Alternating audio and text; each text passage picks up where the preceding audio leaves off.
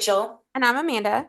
and this is episode 29 of Books and Bingos. This week, we're going to be recommending more books from our favorite genres.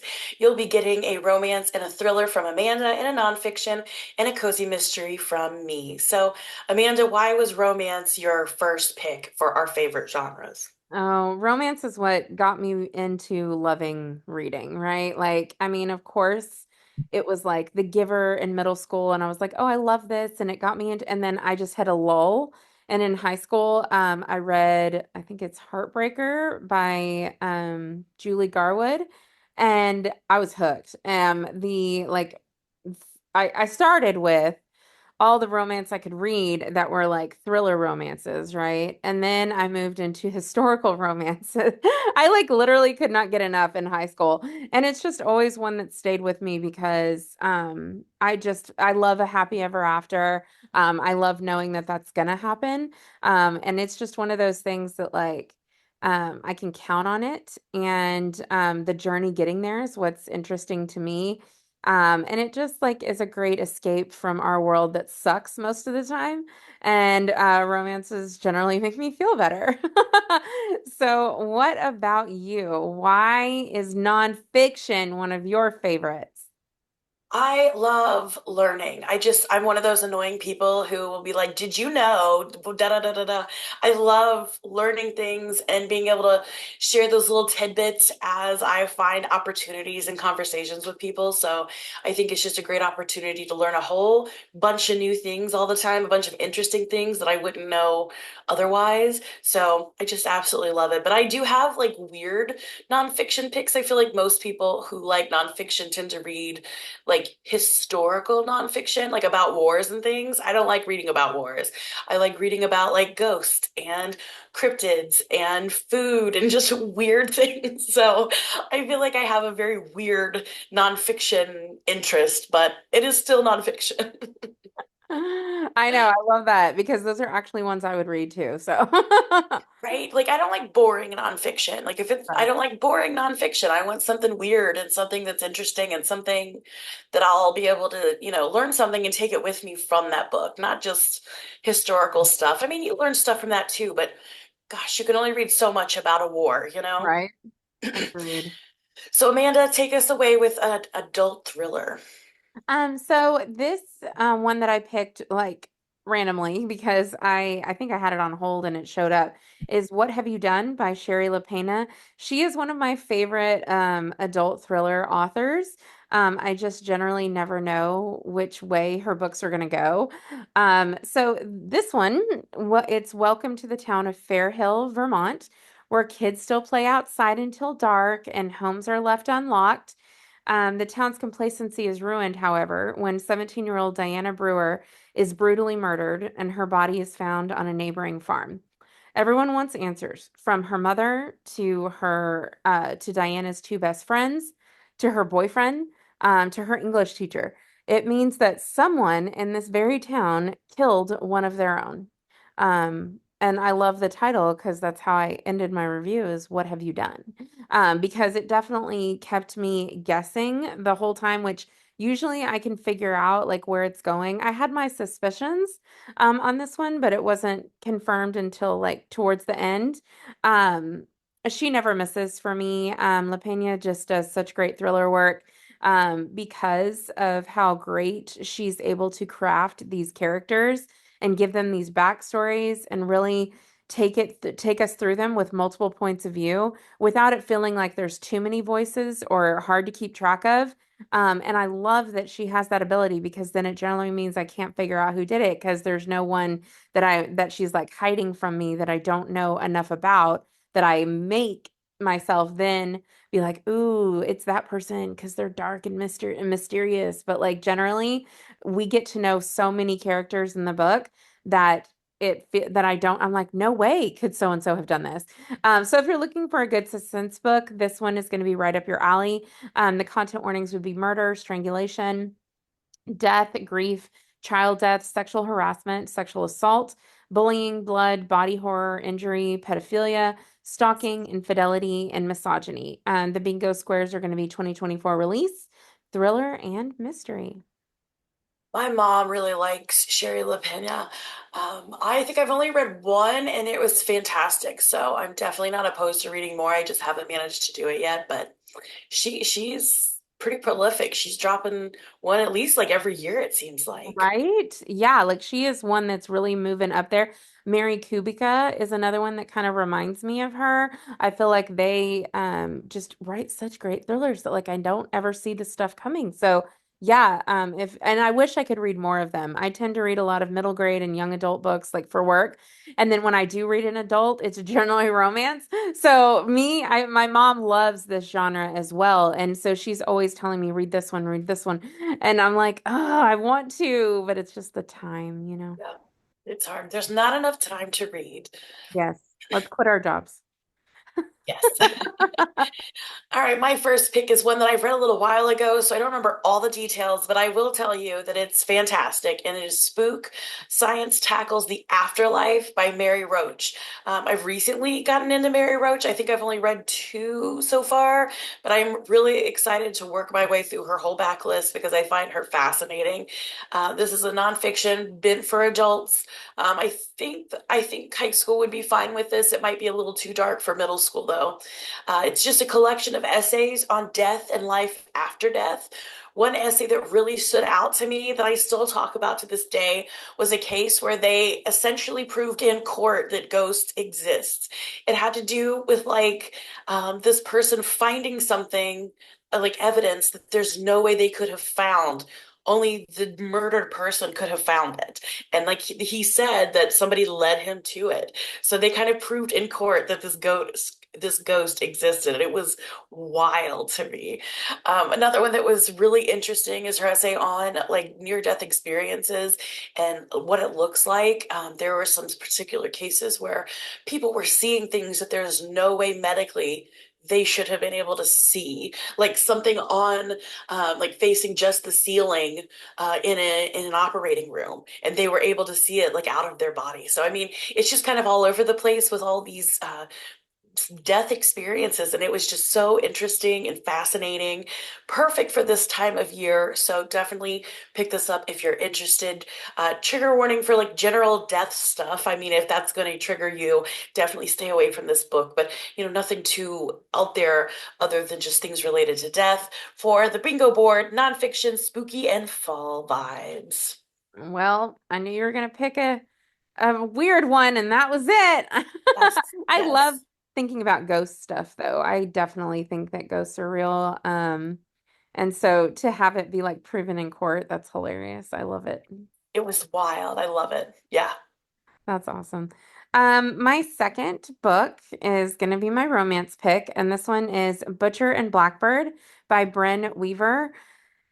This is adult, like capital letters. Please stay in the adult realm for this one, listeners. I described it as Dexter meets dark romance. Yeah, like I mean, and it's so funny that we're filming this today because it's when I posted my review of this one and the sequel.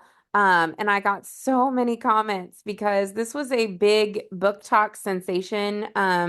Over, like since the first one came out. And so I've had it on my shelf, hadn't read it, and I was like, you know what? I'm gonna finally do it because the third one is coming out in the early 2025. And I was like, and I wanna read it.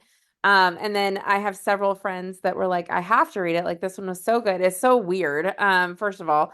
But it's definitely one that you need to go in like knowing the content warnings, and there's a lot. So when I get there, please make sure you're ready because I had some people say they read the first one and they were afraid to read the second one because of how dark it was. So this book follows Sloane, also known as the Orb Weaver, also known as Blackbird.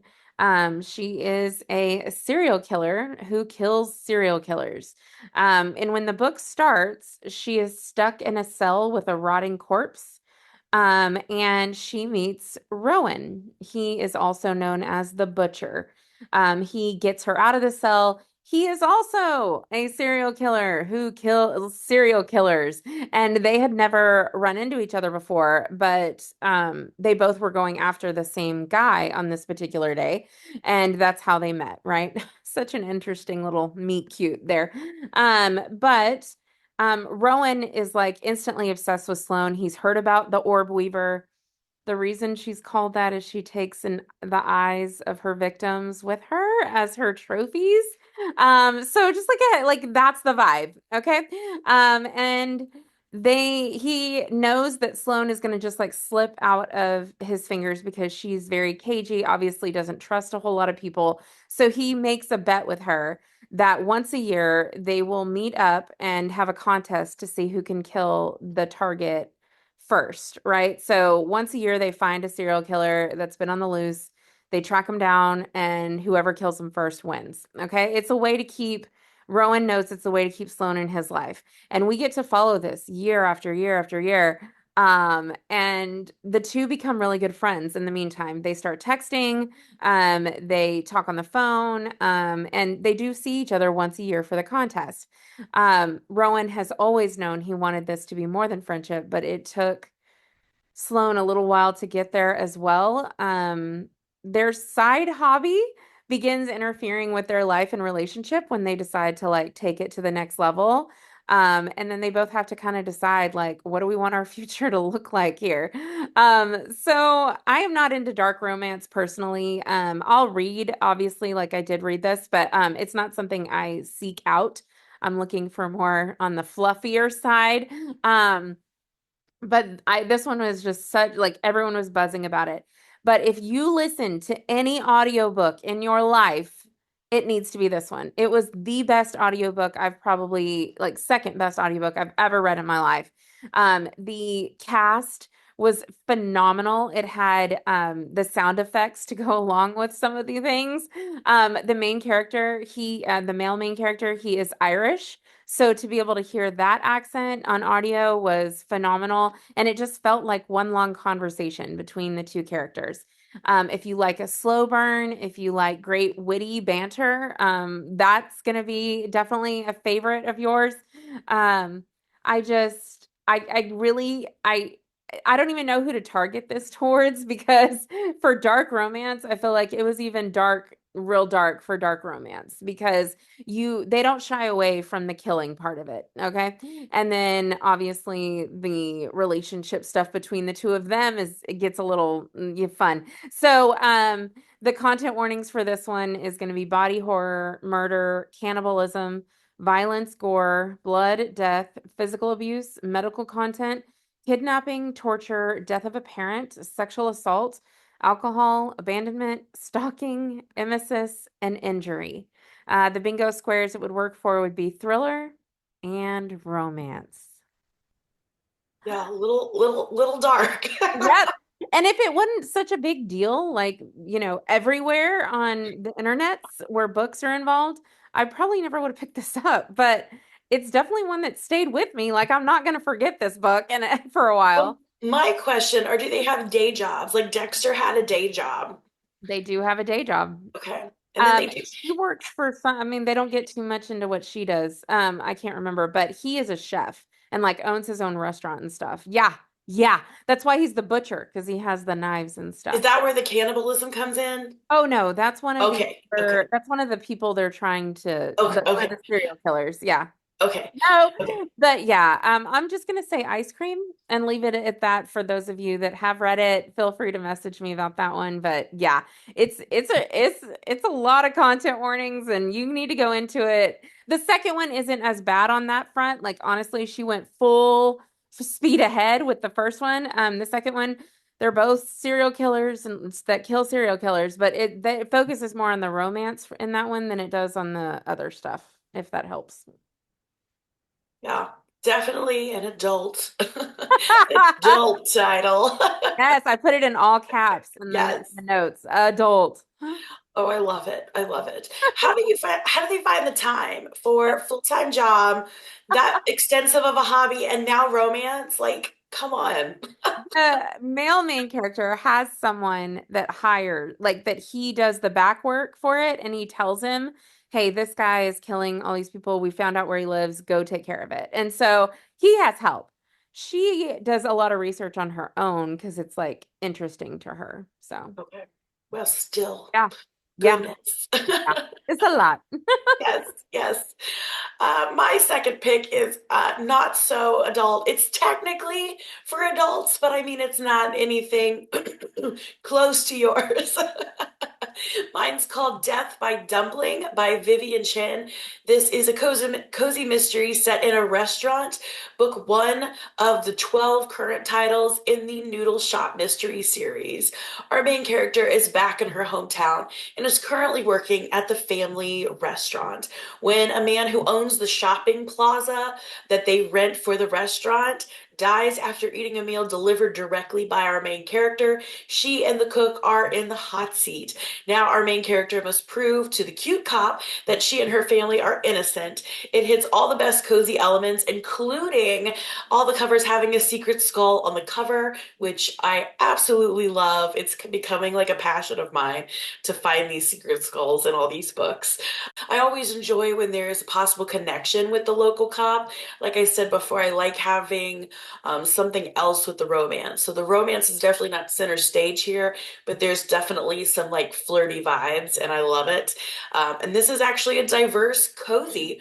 Our characters are mostly Asian American, and that used to be such a rare thing in the cozies, but luckily now we're seeing more and more coming out every year. So I'm so excited to be able to highlight a diverse title, and I'm so excited to see more in the future.